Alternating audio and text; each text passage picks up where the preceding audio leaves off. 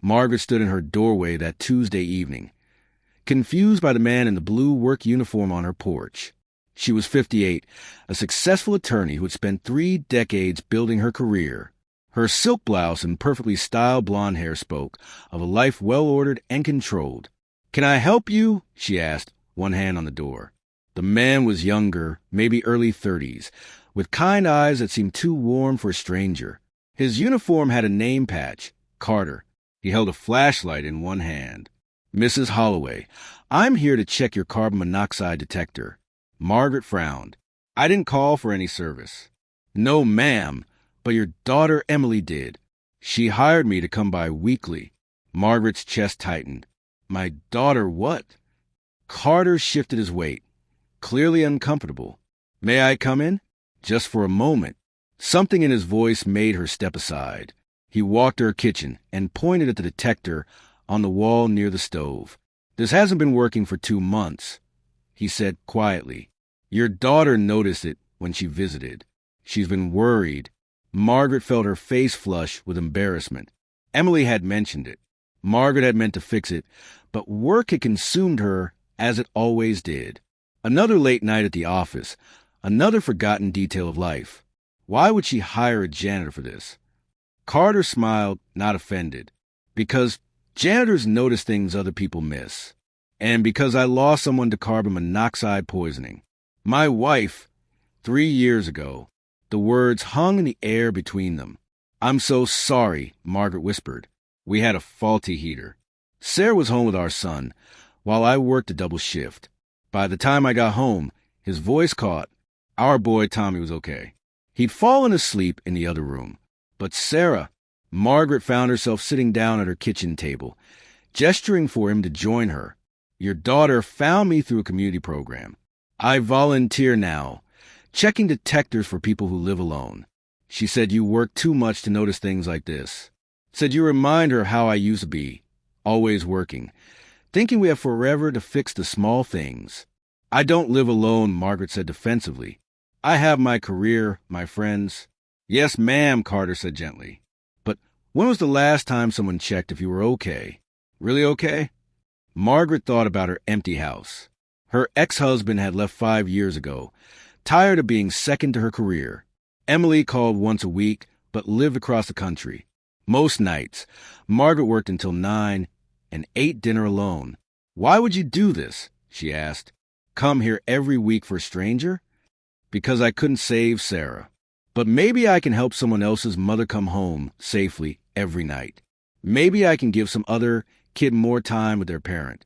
He stood up and walked to the detector, removing it from the wall. From his bag, he pulled out a new one. "This will take 10 minutes to install. I'll show you how to test it. Then I'll check your furnace and your gas stove connections. If that's all right." Margaret watched him work. His hands were steady and sure.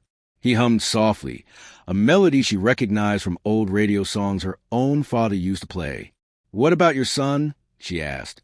"Who watches him while you do this?" "He's with my mother tonight. Tommy's 6 now. Some nights he comes with me. Actually, he likes helping people. Says it makes Mommy proud in heaven." Margaret felt tears sting her eyes. Here was this young man who had lost everything, spending his evenings making sure strangers stayed safe. "Carter," she said slowly, "why does my daughter think I need weekly visits?" He paused, choosing his words carefully. "She said you seemed distant lately. Missing calls. Forgetting birthdays. She's worried you're disappearing into work the way people do when they're lonely." The truth of it hit Margaret like cold water.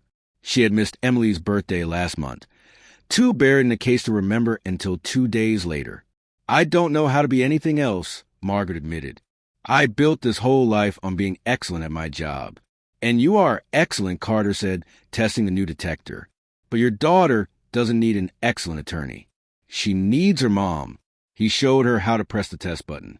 The detector beeped loudly, a sound that meant safety. That meant someone was paying attention. "I'll be back next Tuesday," Carter said at the door. "Same time. Is that all right?" Margaret nodded. "Can I ask you something? Do you think about quitting? Starting over somewhere without the memories?" Carter was quiet for a long moment. Every day for the first year. But then I realized Sarah wouldn't want me to run. She wanted me to remember that life is precious and short, that we honor people by living fully, not by hiding. After he left, Margaret sat in her kitchen, listening to the quiet house. For the first time in years, she really heard the silence. The next Tuesday, Carter came back, and the Tuesday after that. Slowly, Margaret began to change. She left work at 6 instead of 9. She called Emily twice a week.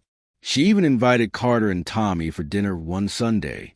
The boy was small and serious, with his father's kind eyes. He told Margaret about first grade and showed her a drawing of his mother with angel wings. Daddy says you're alone, too, Tommy said with the brutal honesty of children. Do you get sad? Sometimes, Margaret said, but your visits help.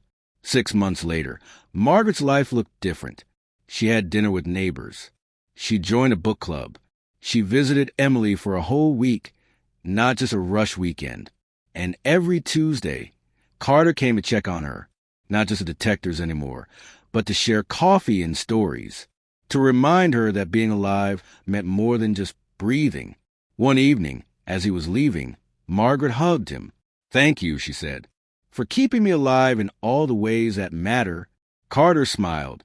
That's what we do for each other. We pay attention. We show up. We remember that every person matters.